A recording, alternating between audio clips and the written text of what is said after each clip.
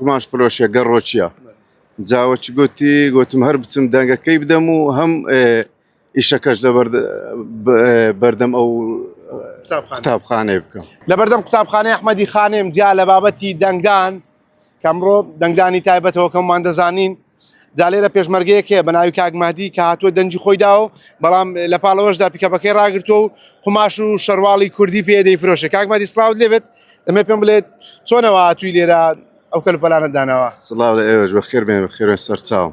وەڵایی بەخون دەنگەکەم هەر لێرانە بوو ئیشەکەشم قماش فرۆشیە گەڕۆچیە جاوەچ گوتم هەر بچم دەنگەکەی بدەم و هەم ئیشەکەش بەردەم ئەو قوتابخانەی بکەم. باشە کاک مەهدی پێشمەرگە ئەو پێشمەرگانەی کە سەردانی دەکەن هێزانامنیەکان بەگشتی تا چەند جلبەرگ لێ دەکەن شەروال و جلی کوردی لێ دەکڕن؟ بەخۆی بە پێی ئیمکانیاتی خۆیان هەندێک دەکڕن هەیە ناکڕن.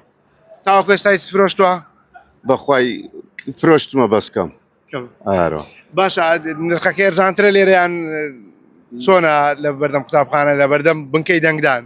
بەخوای قماش فرۆشی سەپیکاوی حتمما لە بازاری زۆر هەرزانترە هەر لەبەر هەندێک جارۆیە خەیاتشمان لێ تووڕۆنە قماشەکان بڵێن نرخیان لە چاو بازاری 15,000 هەتا 20,000 فەرقە.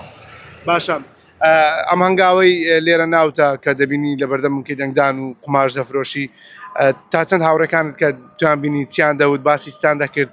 وڵایی لە مێژە هاوڕەکان دەزان کە بڵێن ئەم قماش فرۆشم سەبارەت بەمڕۆ باش ینی دەست خۆشیان لێ کردیمەوە کە ئاسیبیە خۆ شتەچی ئاساییە.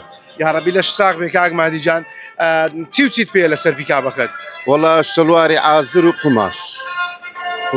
قماش ینی بیکاوی لۆ خۆی بدروی هەشە بە شەلواری دێ شەلواری لۆ خۆی دەکڕی یعنی ئەو شەرواڵی فول کوردەواریە؟ فول کوردەواری هەمە بەرینیمانەیە تەستشمانەیە گەنجانە و پیرەمێردانە.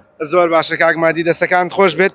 ئەمە قسەی کاک مەهدیە کە ئەو کارمەندێکی هێزانامنیەکان و پێشمەرگەوە خۆی باسی کرد هاتووە لە بنکەی ئەحمەدی خانێ دەنجی خۆی داوە و لێرە پیکابەکەشی ڕاگرتو و شەرواڵ و قماشی کوردی پیاوانیش لەگەڵ دەستی خۆیدا دەفرۆشێت.